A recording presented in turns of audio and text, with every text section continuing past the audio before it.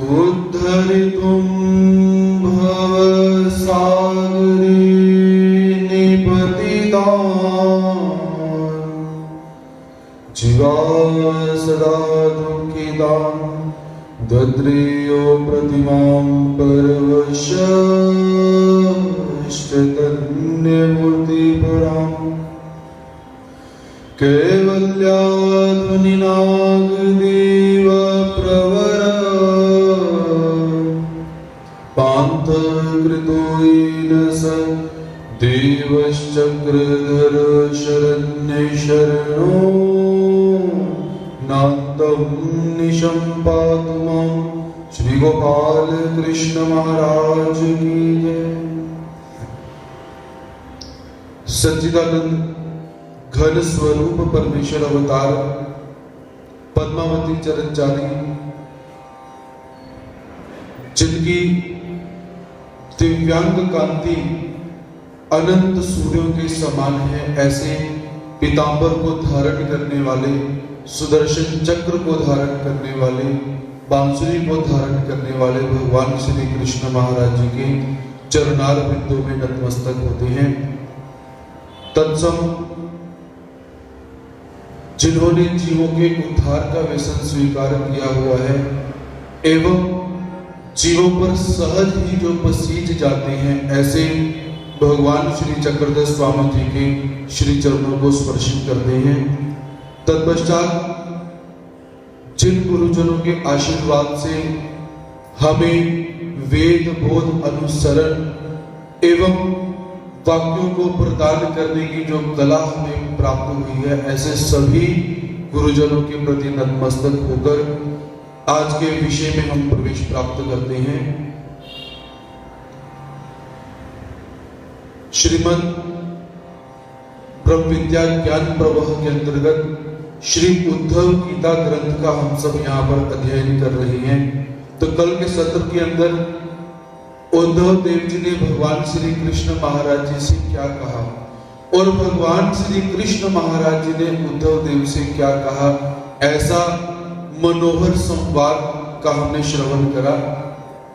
तो उसी संवाद को गतिमान करते हुए आगे भगवान श्री कृष्ण महाराज जी क्या कहते हैं उसके विषय में हम श्रवण करते हैं।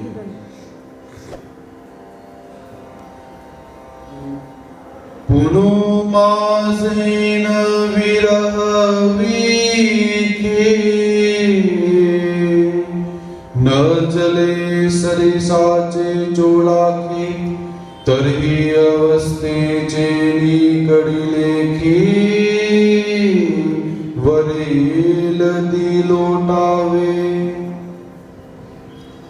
उद्धव परमात्मा से निवेदन करते हैं कि हे प्रभु, आपके विरह रूपी अग्नि को मैं कैसे सहन कर पाऊंगा, इसका मुझे कोई प्रत्युत्तर दीजिए, कोई मार्ग बतलाइए। तो उसी के ऊपर भगवान श्री कृष्ण महाराज जी कहते हैं कि हे उद्धव, पहले तो तुमने क्या करना है कि इस शरीर रूपी फूटे बर्तन को देकर कैवल्य रूपी जो कटोरी है उसे तुमने प्राप्त करना है। अर्थात इस शरीर के माध्यम से ही तू कैवल्य रत्न को प्राप्त कर सकता है। शरीर माध्यम खलु धर्म साधनम। एक मनुष्य शरीर को छोड़कर जितनी भी योनियां शेष रह जाती हैं, वह सारी की सारी योनियां कैसी हैं? उन्हें अयुक्त योनियां कहा जाता है। तो अयुक्त योनियों में परमात्मा के ज्ञान को, परमात्मा के प्रेम को, परमात्मा की भक्ति को और परमात्मा को प्राप्त नहीं किया जा सकता। केवल एक मनुष्य देह ऐसा है जिसके माध्यम से हम परमात्मा को प्राप्त कर सकते हैं। इसीलिए भगवान श्री कृष्ण महाराज जी उद्धव से कहते हैं कि ये मनुष्य देह बहुत उत्तम है, लेकिन कैसा है? टूटे हुए बर्तन के समान, आज है कल नहीं रहेगा। तो इस शरीर के माध्यम से उस परमात्मा को प्राप्त करने का प्रयास करो। और तुमने करना क्या है कि हमारे विरह की अग्नि से शरीर नहीं चलता है। तुम कहते हो कि आपके विरह रूपी अग्नि को मैं सहन नहीं कर पाऊंगा। तो हे उद्धव, जब तुम इस फूटे हुए बर्तन को तुम सोने की कैवल्य रूपी सोने की कटोरी से बदल दोगे तो फिर क्या हो जाएगा, हमारे विरह रूपी अग्नि जो है वो तुम्हारे शरीर को जला नहीं पाएगी। अतः अपनी अपनी अवस्था के अनुसार ईश्वर आज्ञा को मानकर अपने जीवन को शेष दिन बिताने चाहिए। अर्थात परमात्मा ने जिन जिन बातों के लिए कहा हुआ है उन सभी बातों को मानकर अपने जीवन को बिताना चाहिए। विरह रूप अग्नि के अंदर अपने जीवन को निशेष कर देना चाहिए। ऐसे भगवान श्री कृष्ण महाराज जी यहाँ पर उद्धव देव को बतलाते हैं। जैसी अवस्था भरे वीरहानी करिता नमनी धावनी नीली चंद्र किरणी वो लाविता।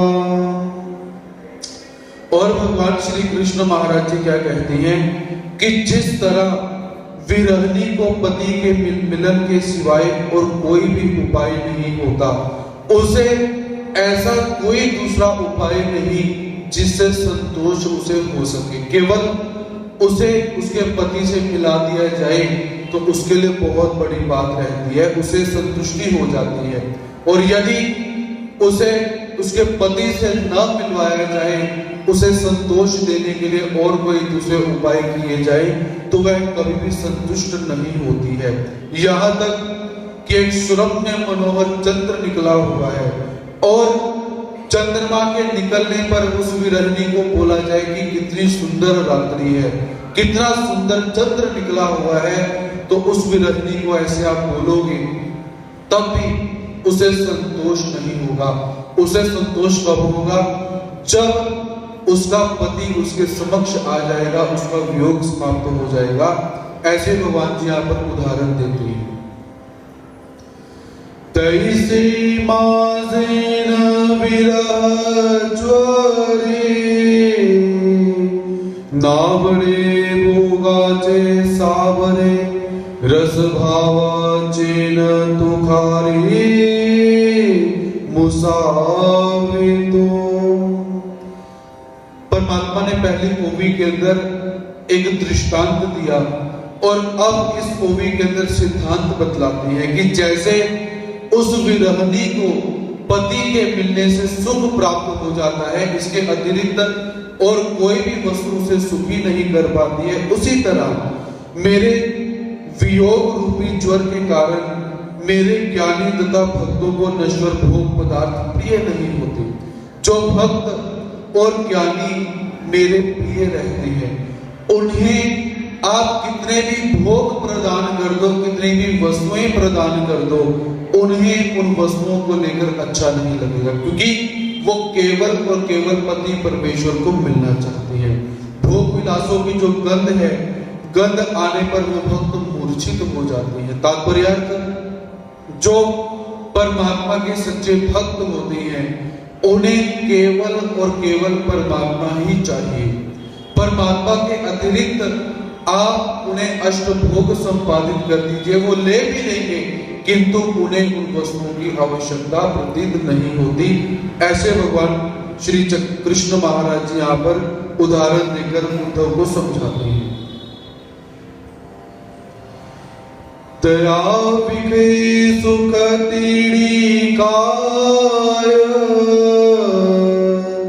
स्वर्ग सुख चुड़ू पाय ब्रह्मादि सुखे को माय न्यानिया तो। भगवान श्री कृष्ण महाराज जी कहते हैं कि हे उद्धव, ज्ञानी पुरुष विषय व्यवहार को देखकर दुखी होता है तथा स्वर्ग आदि सुखों को देखकर तड़पने लग जाता है और ब्रह्मादिक देवताओं के सुखों को देखकर कोमलास आ जाता है। अर्थात जो परमात्मा का भक्त होगा, आप उसके समक्ष भोग पदार्थों की सामग्री आप उन्हें प्रदान करते हो, देखते हो, तो क्या उन भोग पदार्थों की सामग्री को लेकर वो प्रसन्न होते होंगे? जैसे हमें कोई वस्तु मिल जाए तो हम इतने प्रसन्न हो जाते हैं कि उस वस्तु को अपने सगे संबंधियों को दिखलाते हैं, बतलाते हैं कि मुझे ऐसी ऐसी वस्तु मिल चुकी है। आज के समय में तो बहुत सुलभ हो चुका हुआ है, स्टेटस डाल दीजिए, आपको कुछ मिला या आपका कुछ गुम हो गया, आप स्टेटस डाल दीजिए, उसमें शांति मिल जाती है। क्योंकि हमारी प्रकृति कैसी हो चुकी है कि भगवान श्री कृष्ण महाराज जी कहते हैं, सुख दुख के समय कृत्वा लाभा लाभो जया जय। सुख प्राप्त हो जाए तो उसमें ज्यादा आनंदित नहीं होना, दुख प्राप्त हो जाए तो उसके अंदर शोकाकुल नहीं हो जाना, एक समभाव के अंदर अपने जीवन को बिताओ। और वही बात परमात्मा भगवान श्री कृष्ण महाराज जी यहाँ पर भी बोलते हैं कि जो परमात्मा का सच्चा भक्त होता है, उसे जब सुख वैभव के पदार्थ मिल जाते हैं तो वो खुश नहीं होता, और जब वो पदार्थ उनसे कोई छीन लेता है, कोई गुम हो जाते हैं, तब भी वो उस पदार्थ को जाने से दुखी नहीं होता। ऐसे समभाव के अंदर परमात्मा के भक्त निवास करते हैं। इसीलिए जो परमात्मा के सच्चे साधक हैं, आप उनका पूजन करने के लिए जाते हो, विभिन्न प्रकार के द्रव्य आप उन्हें संपादित करते हो, तो वह प्रसन्न नहीं होते। क्यों प्रसन्न नहीं होते?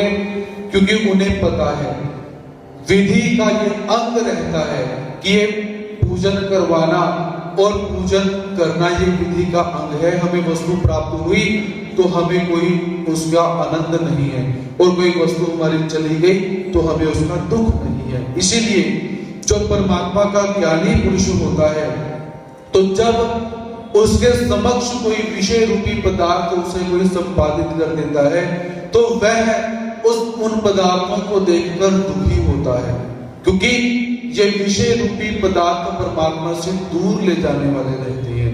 और यदि उन्हें स्वर्ग प्राप्त हो जाए तो स्वर्ग को देखकर वो तड़पने लगती है। और हम क्या बोलते हैं कि स्वर्ग मिल जाए तो बहुत बड़ी बात है। मरने के बाद क्या कहा जाता है? स्वर्गवासी हो गए, चाहे नरकवासी हुए हो, लेकिन हम क्या बोलते हैं? स्वर्गवासी हो गए। जैसे हमें बोलकर गए थे कि मरने के बाद स्वर्ग जाने वाला। तो परमात्मा का जो भक्त है वो स्वर्ग भी जाना नहीं चाहते, इसलिए जय कृष्ण कभी भी स्वर्गवासी ऐसा शब्द का प्रयोग नहीं करते, क्योंकि परमात्मा के भक्त कैसे हैं? स्वर्ग को नहीं चाहते हैं। वो क्या लिखते हैं? कैवल्यवासी। स्वर्ग के ऊपर बहुत सारी देवताओं के स्थानों को अतिक्रमण करके छोड़कर आगे परमात्मा का जो कैवल्य धाम है वहां पर जाना चाहती है। तो परमात्मा के भक्त को आप स्वर्ग भी दे दो तो उस स्वर्ग को देखकर भी वो कैसे तड़पना शुरू हो जाता है, क्योंकि स्वर्ग और परमात्मा के बीच बहुत सारे देवताओं के स्थान हैं। और यदि उस भक्त को ब्रह्मादिक देवताओं के लोगों का सुख भी मिल जाए तो उन सुखों के कारण क्या है? वो कुमला जाता है, वो आनंदित नहीं होगा। ऐसे परमात्मा के जो भक्त होते हैं उनका लक्षण यहाँ पर बतलाया जा रहा है। त्यानंदारोचक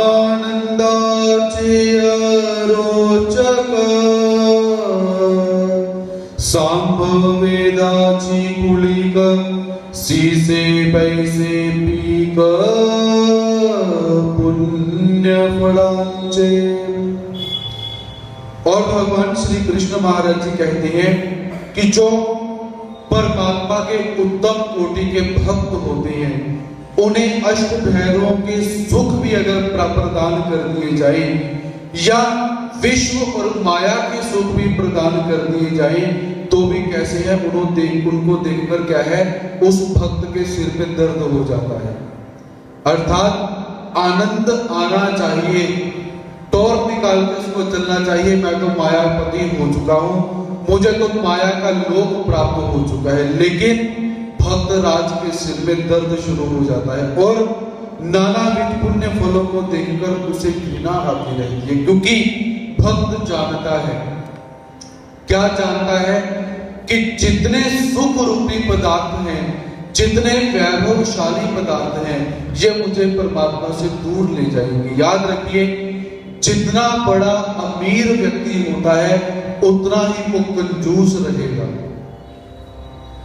सिद्धांत और व्यवहार में आप देखिए, जितना पैसे से युक्त व्यक्ति होगा उतना कम वो दान करता है, और जितना पैसे से कम व्यक्ति होगा वो उतना अधिक दान करेगा। इसका कारण क्या रह जाता है कि जब जैसी जैसी वस्तु मिलती जाती है तो उस वस्तु को छोड़ने का जो डर होता है, उस वस्तु के कहीं गुम हो जाने का जो डर होता है वह भी बढ़ता रहता है। तो भक्त जानता है कि यदि मुझे सुख वैभव प्राप्त हो गए तो मेरे मन में इन पदार्थों के प्रति ममता जागृत हो जाएगी। जो ममता परमात्मा के लिए होनी चाहिए वह ममता इन पदार्थों के लिए हो जाएगी। इसलिए वो इन सभी पदार्थों को छोड़ देती है, त्याग कर देती है। त्यागा शांति निरंतर। आप लोगों ने देखा होगा जो IPS अफसर होते हैं उन्हें कितना सैक्रिफाइस करना पड़ता है, अपना शरीर मेंटेन रखना पड़ता है, एग्जाम देने पड़ते हैं, बहुत सारे एरा वगैरह जो भी है। अब एक बार हुआ क्या कि जो आचार्य चाणक्य हैं तो उन्होंने अपने शिष्य चंद्रगुप्त से कहा कि भाई आज से लेकर 1 महीने तक इस पेड़ के ऊपर सोना है, पेड़ की टाली के ऊपर, और नीचे कांटे बिछा दिए हैं, यदि गिरोगे तो कांटों के ऊपर गिरोगे। अब वो कहता कि गुरुजी ये शिक्षा का कैसा विधान, सोने के लिए बिस्तर नहीं देना मत दो लेकिन जमीन तो दे दो। तो आप बोलते हो कि पेड़ की डाली के ऊपर सोना है और कभी रात को गिर गए तो नीचे कांटे पड़े हुए हैं, ऐसा क्यों? शिक्षा के अंदर एक विधि ऐसी बतलाई गई। तो समय आचार्य चाणक्य कहते हैं कि भाई मैं तुझे सबसे बड़ा सम्राट बनाना चाहता हूं। अगर ये विधि घर घर में लोग कर लेते तो घर घर में सम्राट पैदा होता, लेकिन सर्वगुण संपन्न सम्राट एक ही रहता है, और जितना बड़ा सम्राट होगा उसे उतना बड़ा सैक्रिफाइस करना पड़ेगा, समर्पण देना पड़ेगा। इसीलिए यदि परमात्मा के राजकुमार बनना चाहते हो, परमात्मा के सम्राट बनना चाहते हो, जो सभी का सम्राट है उसके सम्राट बनना चाहते हो तो सैक्रिफाइस करना पड़ेगा। आप अगर बोलोगे कि हम बड़ी बड़ी गाड़ियां भी रखे, बड़े बड़े घोड़े भी रख ले और बड़े बड़े सब कुछ रखे हम चले और परमात्मा भी हमें मिल जाए, तो याद रखिए परमात्मा नहीं मिलेंगे, क्योंकि हमने अपने जीवन के अंदर प्रत्येक वस्तु का सुख ले लिया हुआ है, तो परमात्मा हमें कभी नहीं मिलेंगे। इसके विपरीत जो परमात्मा का भक्त रहता है उस भक्त को आप माया तक लोक के सुख भी दे दीजिए। यदि हम आज अपने आप को कुछ अंश में सुखी मानते हैं कि हमारा बैंक बैलेंस बहुत हो चुका है, बच्चे हमारे सेटल हो चुके हैं, हमें अच्छा ब्याज आ रहा है, प्रॉपर्टी सेट हो चुकी है, अब मैं बहुत सुखी हूं, यदि आप इतने में अपने आप को सुखी मानते हो तो ये क्या है? एक छोटा सा एक तिनका माया के सुख का 1000वां भाग भी आप भोग नहीं रहे हो। माया का सुख कितना हो सकता है जो जानेगा वही बतला सकता है, हमने तो अभी जाना नहीं। तो ऐसे उस माया के सुख को भी परमात्मा का भक्त क्या करता है? साइड पर कर देता है, मुझे नहीं चाहिए, क्योंकि मुझे परमात्मा का आनंद चाहिए, इस भाव से वो परमात्मा की भक्ति करता है। मनोनी मासया विरह व्यथा तुझ सुख नाही सर्वथा तरी वियोगी ची अवस्था आता तो। भगवान श्री कृष्ण महाराज जी कहते हैं कि हे उद्धव देव, मेरे वियोग के दुख से तेरे को किसी प्रकार का भी सुख नहीं है। तुझे बहुत सारे सुख हैं, तू महामंत्री है, लेकिन मेरे वियोग के सामने वो सारे के सारे सुख कैसे हैं, समाप्त हो जाते हैं। अतः वियोग में किस प्रकार से निवास करना चाहिए, रहना चाहिए, इस विषय में मैं तुझे बतलाता हूं, तू सुन। जैसी सैया पालिता आनी के सी नर में कांता, तैसी होनी अनन्यता माझा वियोगी। तो भगवान श्री कृष्ण महाराज जी जो बात अर्जुन को श्रीमद् भगवत गीता के अंदर कहते हैं, वही बात श्री उद्धव को उद्धव गीता के अंदर कहते हुए भगवान जी क्या कहते हैं कि हे उद्धव, जिस तरह एक पतिव्रता स्त्री होती है, तो वह पतिव्रता स्त्री क्या करती है कि अपने पति के स्थान को, जो स्थान होता है, जो शैया होती है, उस स्थान पर किसी पर पुरुष को नहीं जाने देती है। तो वैसे ही मेरे वियोग में अनन्यता के भाव को रखते हुए तुमने आचरण करना है। अर्थात जैसे पतिव्रता स्त्री अपना सर्वस्व अपने पति को ही समर्पित करती है, यद्यपि उसका पति विदेश गया हुआ है, तब भी वो ये नहीं बोलेगी कि ये स्थान खाली पड़ा हुआ है, किसी पर पुरुष को ये स्थान में समर्पित कर दूं, वो कभी नहीं बोलती है। वो क्या कहती है कि ये मेरे पति का स्थान है, जब मेरे पति वापिस आएंगे इस स्थान को ग्रहण करेंगे, तब तक वो पति के आने की प्रतीक्षा करती है, उसका वियोग जो होता है उसको सहन करती है। उसी तरह भगवान श्री कृष्ण महाराज जी कहते हैं कि ये उद्धव, मेरे वियोग के अंदर अनन्यता का भाव रखते हुए समर्पण भाव मेरे में रख, मेरे स्थान पर किसी भी देवी देवता को तुझे नहीं आने देना है, ऐसा वियोग के अंदर तुझे रहना चाहिए। ये बात भगवान जी यहाँ पर बोलते हैं। अर्थात यदि हम परमात्मा को प्राप्त करना चाहते हैं तो हमारी भक्ति कैसी होनी चाहिए, अनन्य भाव से, कि एक परमात्मा ही परमात्मा है, भगवान श्री कृष्ण महाराज ही परमात्मा है और दूसरा कोई भी नहीं। लेकिन हम क्या करते हैं, सोमवार कहीं जाएंगे, मंगलवार कहीं जाएंगे, बुधवार कहीं जाएंगे, गुरुवार कहीं जाएंगे, शुक्रवार कहीं जाएंगे, शनिवार कहीं जाएंगे और रविवार कहीं जाते हैं। अगर 7 से ऊपर वार और होते तो हम फिर उन वारों में भी और कहीं जाते, और बहाने हमारे पास 100 पड़े हुए हैं, गुरुजी जाना पड़ा है, जैसे कोई पकड़ के लेकर चला गया हो। त्योहार आते हैं, अपने मंदिर में आना हम पसंद नहीं करेंगे, बाहर जाना पसंद करते हैं। इसे अनन्यता नहीं कहा जाता। अनन्यता के अंदर केवल और केवल सुख हो तब भगवान श्री कृष्ण महाराज जी, दुख हो तब परमात्मा श्री कृष्ण महाराज जी, आप अच्छे से आनंद ले रहे हो तब परमात्मा भगवान श्री कृष्ण महाराज जी, दूसरा उसमें प्रवेश नहीं कर पाता।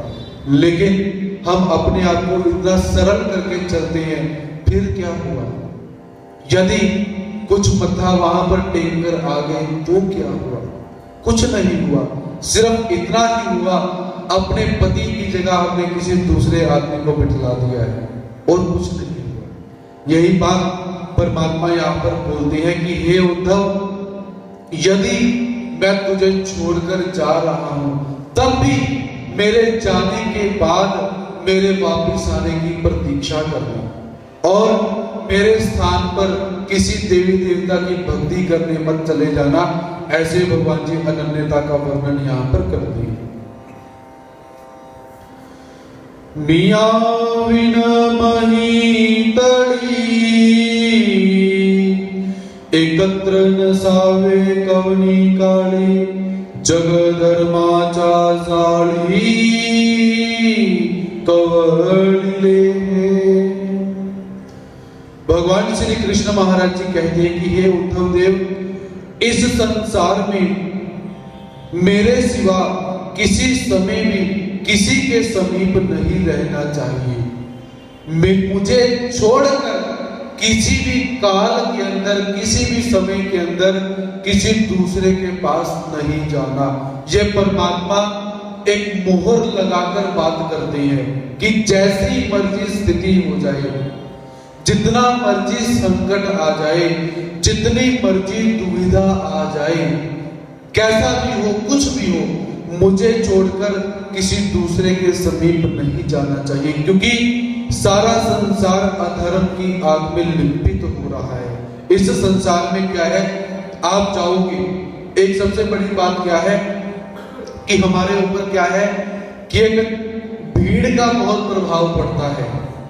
हम कहां जाते हैं जहां पर भीड़ हो, भीड़ देखी, एक आदमी के ऊपर दूसरा आदमी गिरा हुआ है, दूसरा तीसरे को धक्का मारता है और तीसरा चौथे को धक्का मारता है। ऐसे स्थान पर जाना हम पसंद करते हैं। हमें लगता है कि कुछ बहुत विशेष यहाँ पर रखा हुआ है। ठीक परमात्मा के और देवी देवताओं के स्थान हैं, सभी स्थानों की अपने अपने स्थान पर मान्यता है। हम किसी का खंडन नहीं करते, किसी का विरोध नहीं करते, लेकिन आप लोग जब भीड़ को देखते हो तो हम भी उस भीड़ की तरफ खींचे चले जाते हैं। तो याद रखिए, लोहे की दुकान के ऊपर बहुत भीड़ होगी और कोहिनूर का हीरा जो बेचता होगा वो अकेला बैठा हुआ होगा। इसीलिए हीरे को छोड़ के लोहे को खरीदने के लिए मत जाओ। भीड़ देखो, दूर से देख लो, यह मत बोलो कि अंदर जाकर देखें किसी देवी देवता का स्थान है, चलो हम भी यहाँ पर आए मत्था टेक ही जाते हैं। परमात्मा इसकी आज्ञा हमें नहीं देती।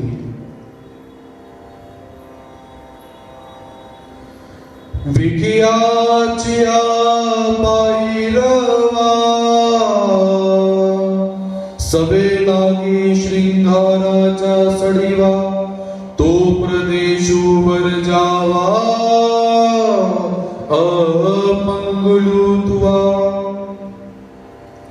भगवान श्री कृष्ण महाराज जी उद्धव देव को आचरण बतलाते हुए कहते हैं कि हे उद्धव, जिस प्रदेश के अंदर विषयों के पैरों की आवाज आती है, साथ ही श्रृंगार की अधिकता हो, ऐसे प्रदेश को अपवित्र समझकर साधक को उसका त्याग कर देना चाहिए।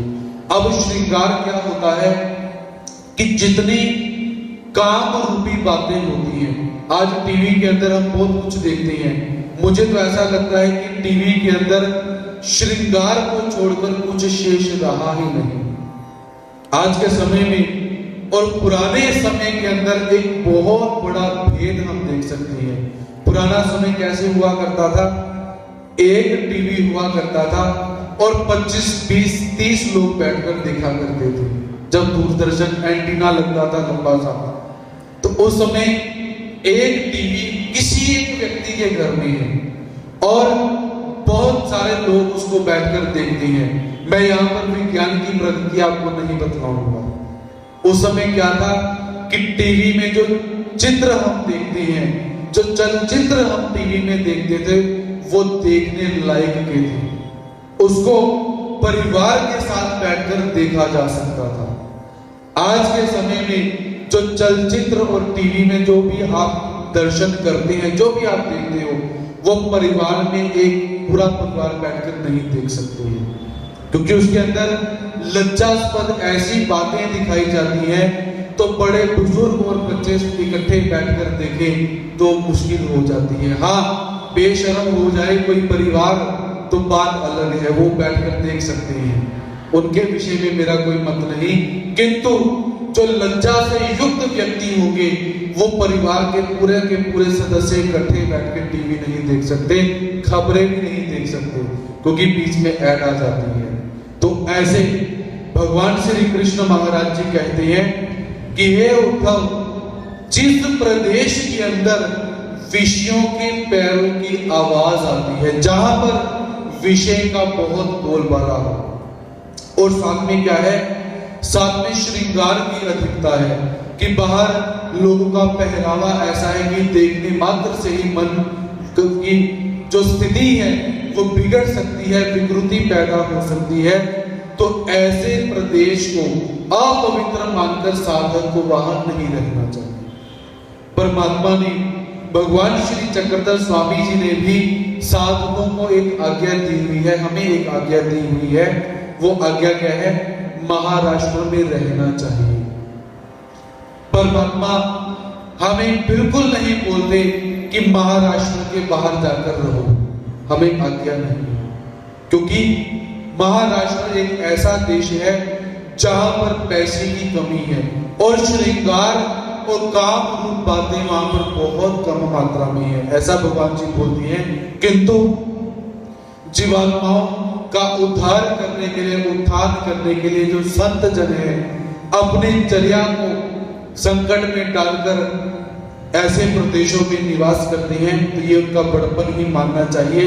किंतु परमात्मा हमें यही आदेश देती है कि ऐसे स्थान में निवास करो जहां पर काम शक्ति शमन हो जाए, श्रृंगार जहां पर बहुत कम मात्रा के अंदर हो, वहां पर निवास करना चाहिए। जेत मदनाचा वाणी घाये वटे तरुणी त्या नगरपुर पाटणी वासु न करावा।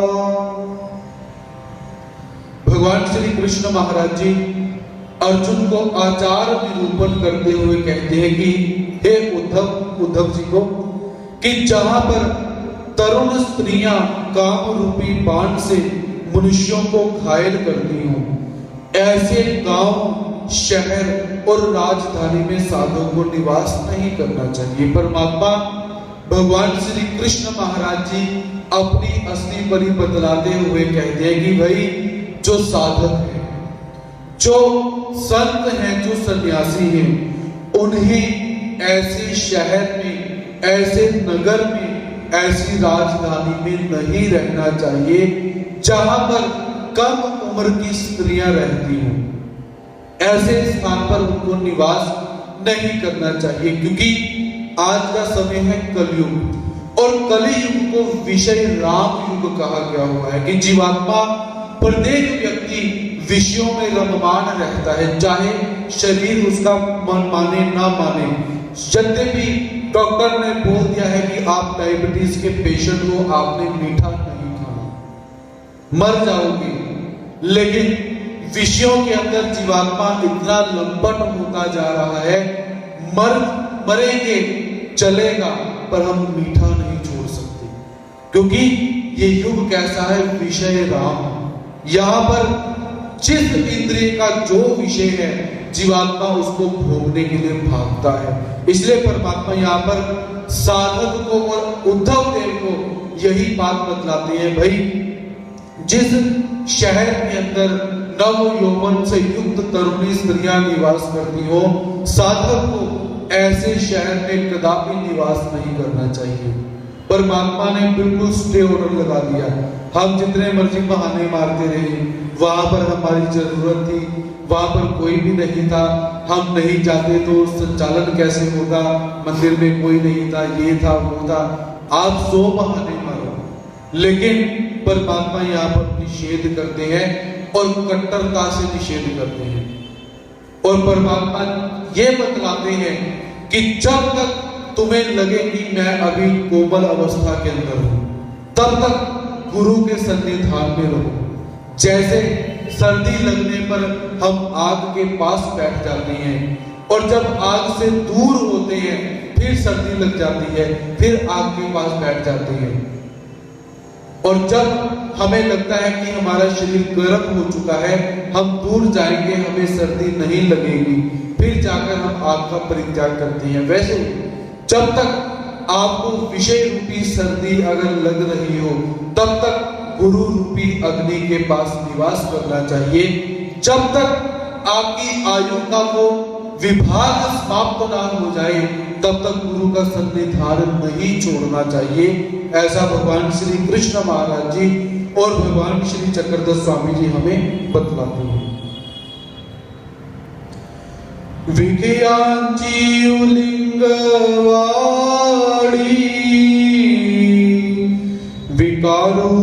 विचाराते आ छोड़ी, मनोनीन सावे अर्ध घड़ी, भोग भुवनांतु।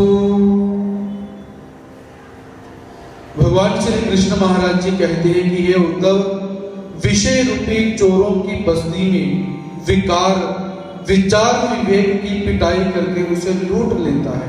अर्थात ये जो विषय रूप चोर जहां पर रहते हैं, तो वो चोर क्या करते हैं, सबसे पहले जीवात्मा की बुद्धि को चुरा लेते हैं।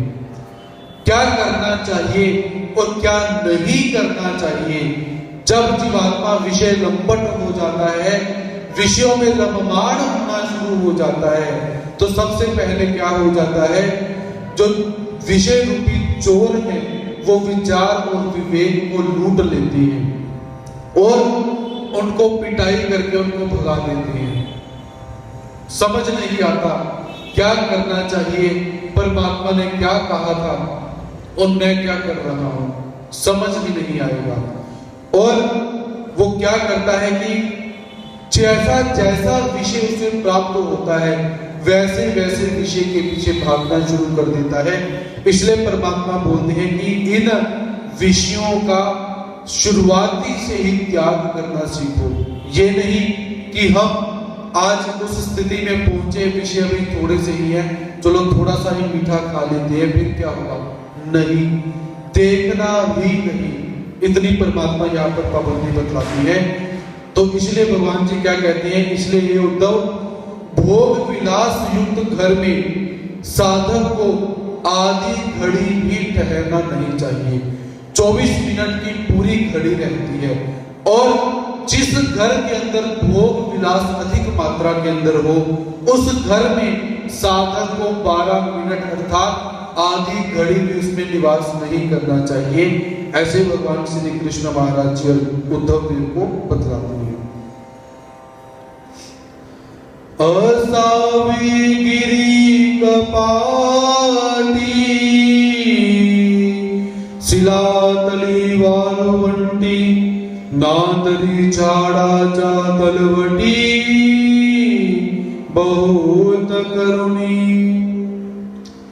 तो ऐसे स्थानों का परित्याग करके साधक को रहना कहाँ चाहिए, इस विषय में भगवान श्री कृष्ण महाराज जी कहते हैं कि हे उद्धव, इसलिए साधकों ने पर्वतों पर या पहाड़ों की गुफाओं में अथवा पथरीली भूमि पर या नदी के पात्र में रेती पर बैठकर साधना करनी चाहिए। सबसे पहले पर्वत, जहां पर सुगमता से कोई पहुंच ना पाए, पर्वत अर्थात चढ़ के जाना पड़ता है, तो वहां पर इतनी दूर चढ़कर कौन जाएगा। इसलिए परमात्मा कहते हैं कि पर्वतों में निवास करो। गुफाओं के अंदर, अब गुफाओं के अंदर बहुत लंबा चलकर जाना पड़ेगा, कोई वहां पर जाने के लिए उद्यत नहीं होगा। इसलिए गुफाओं में, पथरीली भूमि पर, अब पथरीली भूमि में चलोगे तो पांव में पत्थर चुभेंगे, कांटे चुभेंगे, इसीलिए कोई विषय रूप व्यक्ति और पदार्थ वहां तक पहुंचेंगे नहीं। नदी के पात्र में रेती पर, और नदी का जो पात्र है वहां पर बैठकर साधक को क्या है, अपनी साधना करनी चाहिए। उपरोक्त जगह सर्वत्र प्राप्त नहीं होती, इसलिए पेड़ों की छाया में साधक को बैठकर नामस्मरण करना चाहिए।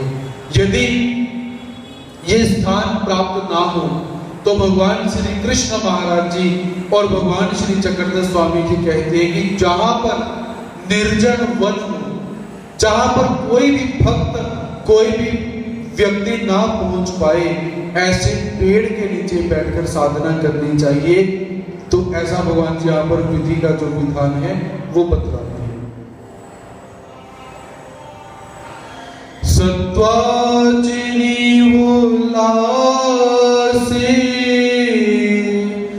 बोध तरु विलावतु दिसे, तेने तेरे प्रदेशे असा विवितरागी। भगवान श्री कृष्ण महाराज जी कहते हैं कि हे उद्धव देव, सतोगुण के पानी की ठंडक से बोध रूपी वृक्ष बढ़ रहा हो, ऐसे प्रदेशों में विरक्त पुरुषों के द्वारा निवास किया जाना चाहिए। तो परमात्मा क्या बोलते हैं, ऐसे स्थान में निवास करो जो स्थान कैसे हो, सात्विक। श्रीमद् भगवत गीता में भी भगवान जी ने बोला हुआ है। तो कैसे स्थान में निवास करना है, जो स्थान सात्विक हो, जहां पर हमें विकार भी पैदा ना हो और हमें हिंसा करने की प्रवृत्ति भी पैदा ना हो, ऐसे स्थान में रहना चाहिए। तो ऐसे स्थान में रहने से क्या है कि जो बोध रूपी वृक्ष है वो धीरे धीरे बढ़ता रहता है। शरीर में क्या है, आप लोग अक्सर श्रवण करते हो कि जिन गुरुजनों से हमें वेद प्राप्त हुआ, जिन गुरुजनों से हमें बोध प्राप्त हुआ, जिन गुरुजनों से हमें अनुसरण प्राप्त हुआ, हम श्री गुरु जी की वंदना करते हैं। तो आप बोलते हो भाई हमारे गुरु जी ने तो हमें केवल नाम ही दिया, वेद बोध तो दिया ही नहीं, अनुसरण तो हमें समझ आता ही है। लेकिन याद रखिए, हमें अपने गुरुओं से वेद भी प्राप्त हुआ है। वेद अर्थात आकर्षण। आप जब जय कृष्ण नहीं थे, आपने कभी अपने गुरु जी को देखा होगा, तो आपने देखा कि भाई संत लगते हैं, जाकर नमस्कार करें, जय श्री कृष्ण करें। ये हो गया वेद का कार्य, आप वेदित हो गए। या कभी आपने मंदिर आए, आप मंदिर में देखे कि ठाकुर जी की बहुत सुंदर काले पाषाण की मूर्ति है, आप वेदित हो गए, ये स्थान वेद हो गया।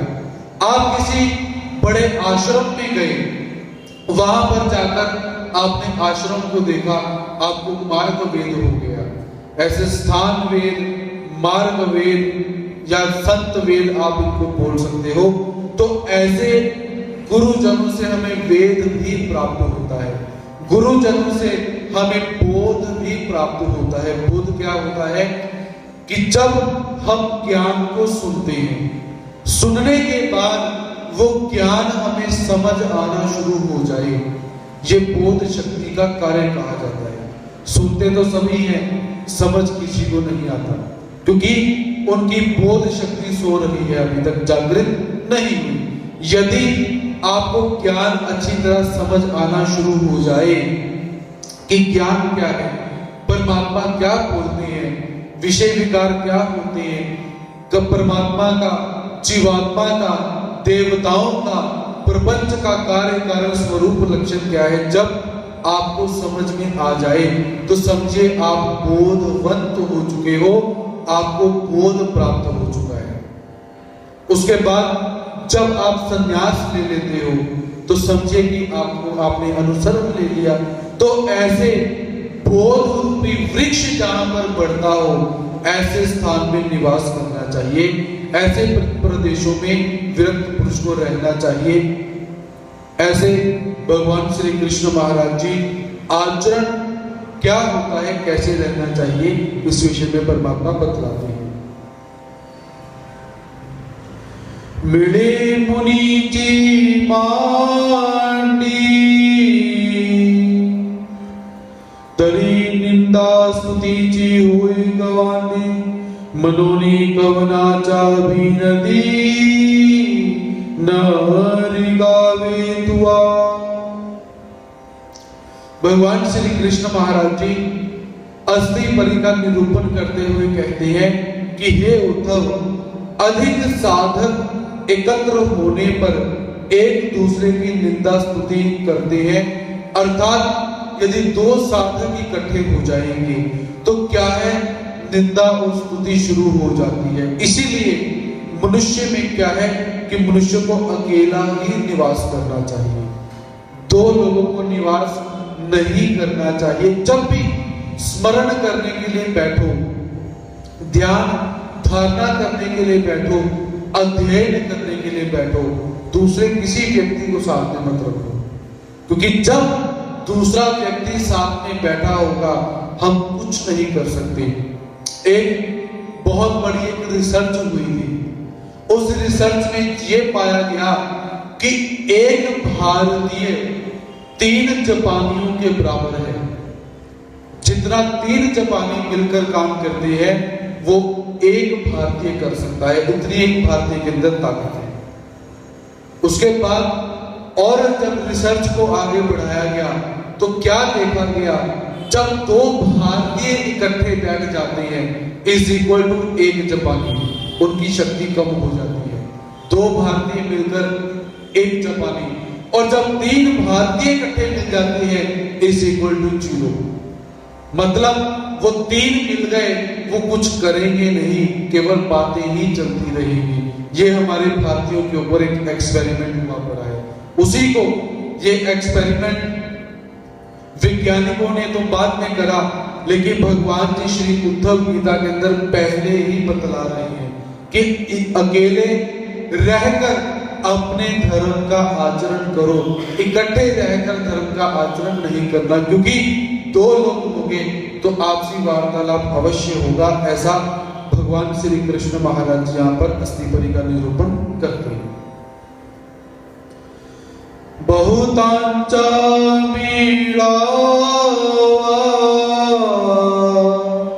एकमेका उपजेवा मग कड़हाग्नि चावनवा उठिए के वेले। और जब व्यक्ति समुदाय के अंदर बैठकर क्रिया करता है तो क्या हो जाता है, इस विषय में भगवान जी बोलते हैं कि हे उद्धव, अनेकों का योग आने पर एक दूसरे के साथ द्वेष मत्सर बढ़ता है और फिर लड़ाई से झगड़े की आग अपने आप प्रज्वलित हो जाती है। जब दो लोग बैठे होंगे तो क्या है, किसी एक व्यक्ति ने अपना मत व्यक्त करा, दूसरे व्यक्ति ने अपना मत व्यक्त करा, तो उनमें क्या हो गया, ईर्ष्या पैदा हो जाती है। भाई मैं तो इतना बड़ा हूं, मेरी ही बात मानी जानी चाहिए, मैं तेरी बात क्यों मानूं, चाहे तू सही है पर मैं बड़ा हूं, मेरी बात मानो। ऐसी भावना पैदा हो जाती है, उससे क्या है, लड़ाई पैदा हो जाएगी और उस लड़ाई की आग के अंदर ध्यान धारणा और धर्म समाप्त हो जाएगा। इसलिए भगवान जी बोलते हैं कभी भी समुदाय के अंदर बैठकर धर्म मत करो। हमने बहुत बार सुना हुआ है कि एकता में बल होता है, कि एकता इकट्ठे होकर काम करो, उसमें पावर रहती है, बहुत अच्छी बात है। लेकिन जब धर्म करना हो, स्मरण करना हो, परमात्मा का ध्यान करना हो, तो इस सिद्धांत को बाजू में कर दो, अकेले बैठकर परमात्मा का ध्यान करो, तब जाकर कुछ ध्यान हो पाएगा। नहीं तो जो कलह कलेश है वो बढ़ते ही रहेंगे। ऐसा भगवान जी यहाँ पर बतलाते हैं। दूजयाचा संगी पड़े स्नेहाची वज्रांगी गोठी मातू करी वाऊगी वेड़ो फेड़ावया। और इकट्ठे रहकर काम करने से नुकसान क्या होता है, उस विषय में भगवान जी कहते हैं कि ये उद्धव, दूसरे व्यक्ति के साथ रहने से क्या है, दोनों व्यक्तियों का आपस में स्नेह बढ़ जाता है, प्रेम बढ़ जाता है। और उस समय क्या होता है कि उस प्रेम में समय व्यतीत करने के लिए जीवात्मा क्या करता है, इधर उधर की बातें करता रहता है, कि समय को व्यतीत करने के लिए आपसी वार्तालाप चलता रहता है। इसीलिए जब भी स्मरण करना हो अकेले बैठकर ही स्मरण करो। ऐसे भगवान श्री कृष्ण महाराज जी उद्धव देव को यहाँ पर बतलाते हैं। शून्याची रंगे धुनी सर्वांगे पुण्याते मने युगे नावे कवेरी। भगवान श्री कृष्ण महाराज जी कहते हैं कि ये उद्धव देव, परस्पर एक दूसरे के विचार न मिलने पर द्वेष भावनाएं बढ़ जाती हैं, जिससे सारे शरीर में मानो आग ही लग जाती है। तो ऐसे समय में मनुष्य विवेक विचार को तिलांजलि दे देता है, पुण्य कर्मों को त्याग देता है। इसीलिए कभी भी जो धर्म करना हो वो इकट्ठे बैठकर मत करो, केवल गुरुजनों के मुख से श्रवण करो कि आचरण क्या है, विधि क्या है, अस्थिपरी क्या है, विधि कैसे करनी है, अविधि से बचना कैसे है। ये गुरुजनों से श्रवण करके अपने जीवन में एकांत अवस्था के अंदर निवास करते हुए उसे अपने जीवन में अप्लाई करके परमात्मा को जल्दी प्राप्त किया जा सकता है। क्योंकि मैनेजमेंट हर व्यक्ति नहीं कर सकता। जो काम आचार्य चाणक्य ने अपनी कुटिलता से किया, जो बड़े बड़े मैनेजर हैं वो अपनी बुद्धि से मैनेजमेंट करते हैं, वो आम बंदा नहीं कर सकता, और करने के लिए जाएगा उसमें फेल ही हो जाता है।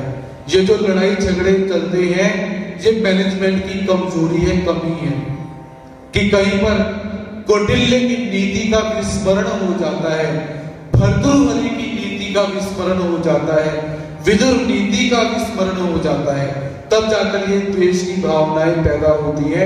यदि कोई व्यक्ति नीति से युक्त होकर चले, मान लीजिए दो व्यक्ति आपस में बैठे हुए हैं और दोनों ने श्रवण किया कि जब स्मरण करना है, परमात्मा ने कहा कि दो व्यक्ति होंगे तो वो आपस में बातें करेंगे, इसीलिए हमने बातें नहीं करनी।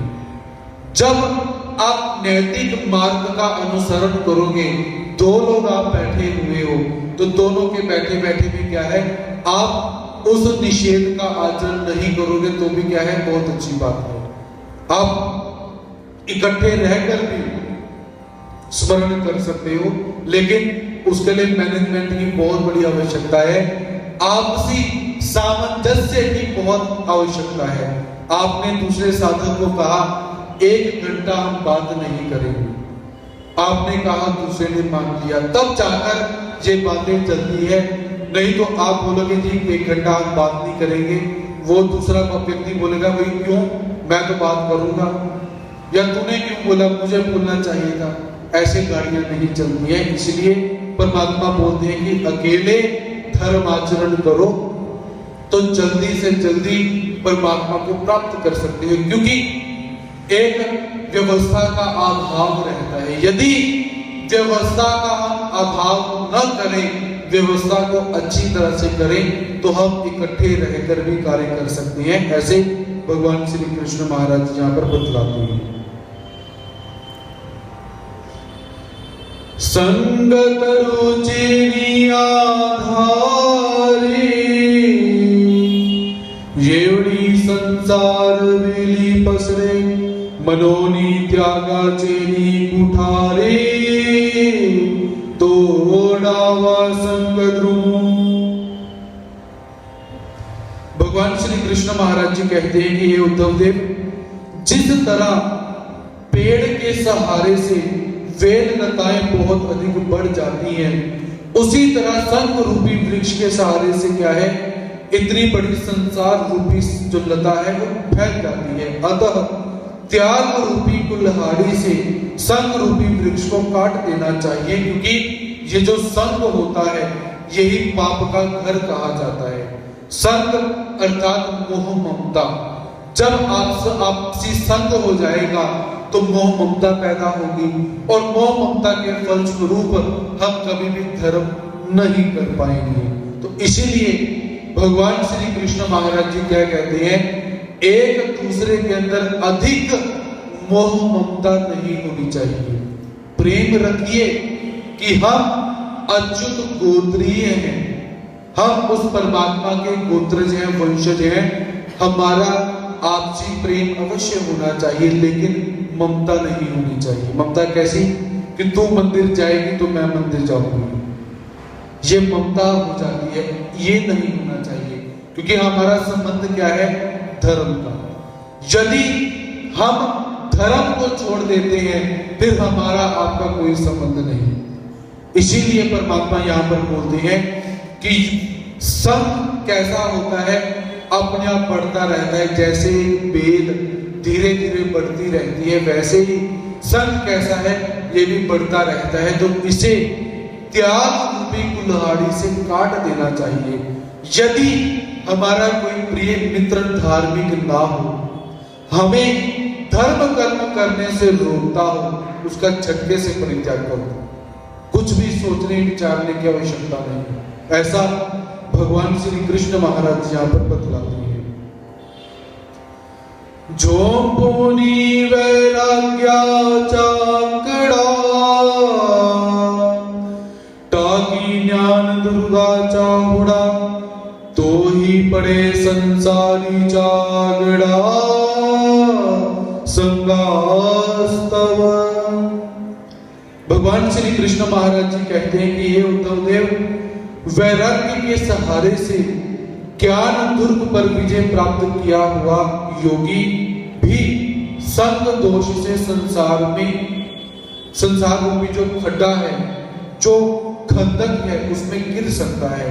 तो परमात्मा संग कैसा होता है, संग से क्या दुर्गति हो सकती है, वह बतलाती है कि कोई एक साधक जो बहुत बड़े वैरागी हो चुके हैं और उन्होंने क्या है, ज्ञान मार्ग के ऊपर विजय प्राप्त कर ली है, बहुत बड़े ज्ञानी हो चुके हैं, लेकिन यदि संग उनके जीवन में पैदा हो जाए, मोह ममता उनके जीवन में पैदा हो जाए, तो वह भी कैसे संसार में गिर सकते हैं। ऐसा ये मोह ममता रूपी जो कुतत्व है, इसे दूर रहना चाहिए, ऐसा भगवान जी उद्धव देव को निवेदन करते हैं। धारुणी विवेकाचे उपलाणी, तेने मही मंडली, उठावे आलिंबनाचे ठाणे, मग एकाकी विचारावे तेने मही मंडली। भगवान श्री कृष्ण महाराज जी कहते हैं कि हे उद्धव देव, पुरुषार्थ धारण करके विचार विवेक के घोड़ों पर सवार होकर आलिंबन की चौकी उठाकर फिर अकेले ही पृथ्वी पर भ्रमण करना चाहिए। अर्थात सबसे पहले जीवात्मा को पुरुषार्थी होना चाहिए, पुरुषार्थ करना चाहिए, कभी भी भाग्य के ऊपर निर्भर नहीं रहना चाहिए। नीति क्या कहती है कि जो लोग भाग्य के ऊपर रहते हैं कि भाग्य में होगा तो मिल जाएगा, वो लोग जिंदगी में कभी कामयाब नहीं होते। और जो लोग पुरुषार्थ के अंदर निश्चित रखते हैं, पुरुषार्थ के अंदर विश्वास रखते हैं, वह ऐसा कार्य कर जाते हैं जो दुर्घट कार्य रहता है। यदि सिंह विचार करे कि मैं तो जंगल का राजा हूं, मैं यहाँ पर पड़ा हुआ हूं, कोई अपने आप ही शिकार आ जाएगा, मैं खा लूंगा, ऐसी गति नहीं चलती। उसे भी उद्यम करना पड़ता है, पुरुषार्थ करना पड़ता है। इसलिए उद्यमेन ही सिद्ध्यन्ति कार्याणि न मनोरथे, न ही सुप्तस्य सिंहस्य प्रविशन्ति मुखे मृगा। उस शेर को भी उठकर पुरुषार्थ करना पड़ता है। उसी बात को भगवान श्री कृष्ण महाराज जी कहते हैं कि सबसे पहले क्या है, पुरुषार्थ को धारण करो कि हाँ मैं कर सकता हूं, मैं इस कार्य को संभव कर सकता हूं। उसके बाद क्या है, विचार विवेक रूपी घोड़ों पर बैठकर विचार सोचिए, इस कार्य को करना कैसे, मैनेजमेंट उसकी कैसे करनी है। उसके बाद आलिंबन की चौकी उठाकर, इतना होने पर भी आलिंबन का परित्याग करना है। आलिंबन अर्थात असमताची लंबन इति आलंबन, कि ये टावल मेरा है, इसे कहा जाता है आलंबन। ये गिलास मेरा है, इसे कहा जाता है आलंबन। ये वस्त्र मेरे हैं, आलंबन। ये शरीर मेरा है, ये भी आलंबन। इसलिए परमात्मा बोलते हैं आलंबन का परित्याग करके अकेला ही पृथ्वी का भ्रमण करे। ऐसे साधक को अपना जीवन व्यतीत करना चाहिए। वीराली कुचीले पांगुरावी वल्कले अथवा चढ़ालिते पाताले दिगंबरे। अब भगवान श्री कृष्ण महाराज जी वस्त्र कैसे धारण करने चाहिए एक साधक को, उसके विषय में उद्धव देव को बतलाते हुए कहते हैं कि ये उद्धव देव, साधक ने पुराने तथा मलिन वस्त्रों को धारण करना चाहिए, कभी भी नए वस्त्रों को धारण नहीं करना चाहिए। भगवान श्री चक्रधर स्वामी जी भी क्या कहते हैं कि नए वस्त्रों को कभी धारण मत करो। तो यहाँ पर भगवान श्री कृष्ण महाराज जी की अस्थि परी और भगवान श्री चक्रधर स्वामी जी की अस्थि परी एक ही है। जो लोग कहते हैं कि द्वापर युग में जो अस्थि परी भगवान जी ने श्री कृष्ण महाराज जी ने बोली है वो अलग है, और कलयुग में भगवान श्री चक्रधर स्वामी जी ने जिस अस्थि परी को बोला है वह अलग है। ऐसे लोगों से निवेदन करना चाहूंगा, अस्थि परी एक ही है। पिछले ओवी के अंदर हमने क्या देखा? आलंबन का परित्याग करना। अस्थि परी के अंदर भगवान श्री चक्रधर स्वामी जी कहते हैं निरालंबी, आलंबन से रहित हो जाओ। उसी बात को भगवान श्री कृष्ण महाराज जी बोलते हैं। और नए वस्त्र नहीं धारण करने चाहिए, ये बात दोनों अवतार ही बोलती हैं। और साथ में कैसे है? मलिन वस्त्रों को धारण करो। जो वस्त्र गंदे हो चुके हुए हैं ऐसे वस्त्रों को धारण करना चाहिए। और साथ में वृक्षों की छाल के वस्त्रों को धारण करना चाहिए। ऐसा भगवान जी यहाँ पर बोलते हैं कि जो चमकदार नहीं है, जिन वस्त्रों में चमक नहीं है ऐसे वस्त्रों को धारण करना चाहिए। और साधारण वस्त्र पहने अथवा दिगंबर रहे, केवल कौपीन को धारण करे। केवल पुरुष साधक, स्त्रियों के लिए ये आचार परमात्मा ने ना भगवान श्री चक्रधर स्वामी जी ने बतलाया और ना ही भगवान श्री कृष्ण महाराज ने, केवल पुरुषों के लिए ये आचार बतलाया जा रहा है। तो भगवान श्री कृष्ण महाराज जी कहते हैं कि या तो पेड़ की छाल डालकर रहना चाहिए, यदि वो साधक जंगलों में निवास कर रहे हैं तो दिगंबर होकर भी रहे तब भी चलेगा। नहीं, अगर लोक लाज की का ध्यान रखना है तो केवल एक कौपीन को धारण करके बैठे। भगवान श्री कृष्ण महाराज जी और भगवान श्री चक्रधर स्वामी जी की अस्थि परी क्या है? उन्होंने भी एक साधक को कौपीन डालने की आज्ञा दी हुई है। इसके अतिरिक्त जो स्त्रियां हैं उनको परमात्मा ने बोला हुआ है कि लज्जा रूप स्त्रियां सी रक्षण और आपुली मांडी पर पुरखा देखी नीति, जो कि स्त्रियों ने ऐसे वस्त्रों को धारण करना है कि अंदर कोई स्त्री है या पुरुष है ऐसा भाव ही ना रहे। इतना वस्त्र स्त्रियों के द्वारा धारण किया जाना चाहिए कि उनके अंग और प्रत्यंगों के दर्शन ही ना हो सके। और हम अक्सर करते क्या है? ऐसे वस्त्रों को धारण करती है कि अंग प्रत्यंगों की तरफ विशेष प्रकार से दृष्टि जाए। दुपट्टा तो समाप्त होता ही जा रहा है। आप आज भी आश्रमों में जाकर देखो, जैन ऋषियों की साधवियों को देखो या जैन धर्म की साधवियों को देखो, आप क्या देखते हो? उन्होंने साड़ी डाली हुई है और उसके ऊपर एक और वस्त्र ऐसे लपेटा हुआ है पीछे से गोल करके, एक इधर से एक इधर से, कि किसी को भी उस साध्वी को देखकर मन में विकार भाव कभी पैदा नहीं होगा। और हमारा पहनावा कैसे होता है कि हम ऐसा पहनावा धारण करते हैं कि कोई भी हमें देखे और देखकर उसके मन के अंदर विकार का भाव पैदा हो जाए और वो व्यक्ति दुष्कर्म कर्म करने के लिए प्रवृत्त हो जाए। हमारी ही गलती है। इसलिए परमात्मा भगवान श्री चक्रधर स्वामी जी कहते हैं कि स्त्रियों को कैसे वस्त्र डालने चाहिए कि जिन वस्त्रों से उनका पूरा का पूरा शरीर आच्छादित रहे, यहाँ तक कि पांव भी दिखाई ना दे। ऐसा भगवान जी यहाँ पर बोलते हैं। लेकिन समय इन बातों को नजरअंदाज करते हुए जा रहा है।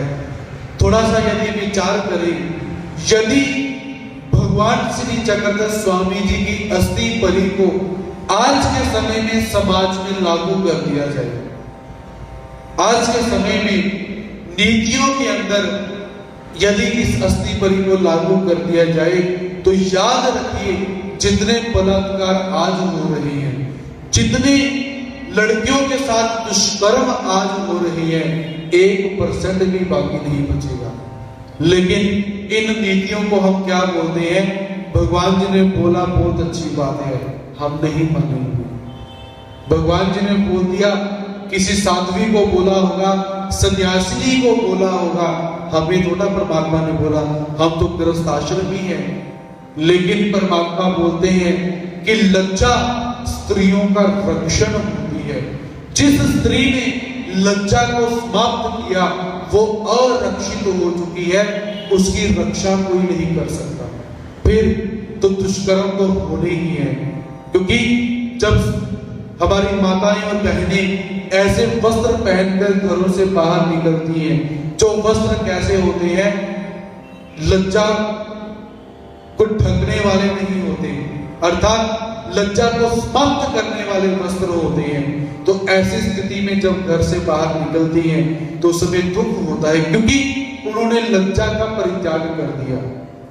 आप लोगों ने और एक बात देखी होगी कि आज के समय में एक नया ट्रेंड शुरू हो चुका है कि हमारी माताएं और बहनें जो हैं वो ऊपर से कपड़े डालती हैं, यहां से एक डिजाइन देखा हुआ है। और जब कोई ऐसी हमारी माता बहन हमारे समक्ष आ जाती है तो मुझे भगवान श्री चक्रधर स्वामी जी याद आ जाते हैं कि भगवान जी कहते हैं कि फटे कपड़े डालने चाहिए। तो मैं उनको अक्सर पूछता हूं कि यहाँ से कुछ गड़बड़ हो गई थी, दर्जी ने कोई गड़बड़ कर दी या कपड़ा कम पड़ गया था? वो कहते ना तो दर्जी से गड़बड़ हुई ना कपड़ा कम पड़ा, लेकिन गुरुजी डिजाइन है। आप स्वयं न्योता देते हो कि आ बैठ मुझे मार, क्योंकि लज्जा समाप्त हो चुकी है। आपको छोटी सी बात बतलाना चाहूंगा कि लज्जा होती क्या है। लज्जा अर्थात दुपट्टा। मेरे विचार के अनुसार मैं भी जब बाहर जाता हूं तो मैं ये दुपट्टा अर्थात जिसे हम ऊपर ना बोले, मैं बाहर लेकर जाता हूं, क्योंकि मुझे अच्छा लगता है। और कभी कभी क्या हो जाता है कि किसी एक ऐसी सभा के अंदर गए तो किसी को सम्मानित करने के लिए उसको शाल या उपरना या दुपट्टा समर्पित करने के लिए आशीर्वाद रूप में देना पड़ता है। तो कभी कभी कैसा हो जाता है कि पास में वस्त्र नहीं है, तो उस समय प्रसाद रूप के अंदर मैं इसी वस्त्र को दे देता हूं। और ये वस्त्र देने के बाद मुझे अपने आप ऐसा लगता है कि कुछ चला गया है। कपड़े को देखकर नहीं, एक उस लज्जा को देखकर कि हाँ मेरे यहाँ पर कुछ रहता है, वो चला गया हुआ है। अगर एक पुरुष होने के नाते ऐसा हमें अभिप्रेत रहता है, तो जब स्त्रियां घर से बिना दुपट्टे के निकलती है उन्हें ये भाव क्यों पैदा नहीं होता? इसका कारण लज्जा समाप्त हो चुकी है। इसीलिए भगवान श्री कृष्ण महाराज जी और श्री चक्रधर स्वामी जी कहते हैं कि लज्जा रूप धर्म स्त्रियासी रक्षण। जब जब स्त्री लज्जा को धारण करती है वो रक्षित रहती है, वो अरक्षित नहीं रहेगी। और जब जब स्त्री ने लज्जा का परित्याग किया, लज्जा को छोड़ा, शर्म को छोड़ा, तब तक वो अरक्षित हुई। और ऐसे दुर्घट जो कर्म है, दुष्कर्म है, वो आगे जाकर घटित हुए। न्यूज़पेपरों में और टीवी में हम देखते ही हैं। पुरुष की जो क्रूरता है, अभी हाल ही के अंदर एक न्यूज हम देख रहे थे कि उस एक बालिका के साथ दुष्कर्म किया गया। दुष्कर्म करने के बाद उसकी रीढ़ की हड्डी तोड़ी जाती है, उसकी गर्दन की हड्डी तोड़ी जाती है और उसकी जीभ काट दी जाती है। और इससे पूर्व यदि आप हिस्ट्री पढ़ते होंगे तो आपने देखा होगा कि विदेश के अंदर भी एक ऐसा दुष्कर्म हुआ था। मैं उसका वर्णन नहीं करूंगा, क्योंकि यदि मैं उसका पूरा का पूरा वर्णन करूंगा, पहले तो मेरा एक संत स्वभाव मुझे आज्ञा नहीं देता, और दूसरा आप लोग सुन नहीं पाओगे। उसकी एक ही घटना आपको बतलाता हूं कि उस लड़की को सीमेंट के बीच में एक बड़े से ड्रम के अंदर डालकर उसको उसके बीच में सीमेंट डालकर उसको जमाकर मार दिया गया था। विदेश के अंदर ऐसी घटना हुई और बहुत कुछ हुआ। तो इसका कारण यदि मैं बोलूं कि पुरुष पुरुष नहीं रहा, पुरुष एक भेड़िया होकर घूम रहा है। मैं मन नहीं करता हूं इस बात को, किंतु अगर पुरुष की इतनी गलती है तो स्त्री की भी उतनी ही गलती है। मैं यहां पर आपको ये बतलाना चाहूंगा।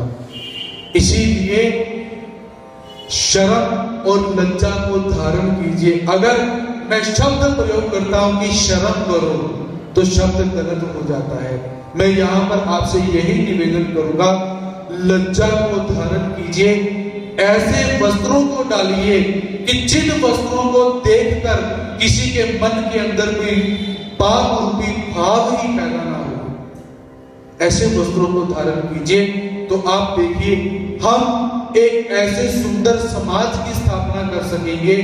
ऐसा सुंदर समाज हो जाएगा हमारा कि हमें लगेगा कि अच्छे समाज के अंदर हम रहते हैं। तो ऐसे भगवान श्री कृष्ण महाराज जी एवं भगवान श्री चक्रधर स्वामी जी का साहित्य जब हम अच्छी तरह से पढ़ते हैं, संशोधनात्मक दृष्टि से पढ़ते हैं, तो हम क्या देखते हैं कि ये शास्त्र भी नीतियों से भरा हुआ है, आचरण से भरा हुआ है, शुद्ध तत्वों से भरा हुआ है।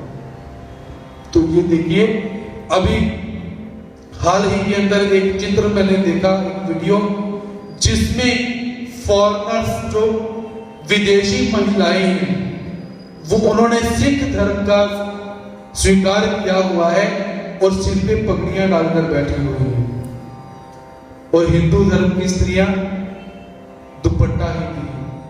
फॉरेन के अंदर एस्कॉन धर्म का इतना प्रचार हो चुका है, उन्होंने वहां की जो विदेशों की स्त्रियां हैं, पाश्चात्य वस्त्र उनके परित्याग करवाकर उनको भारतीय हिंदू संस्कृति के वस्त्र धारण करवा दिए।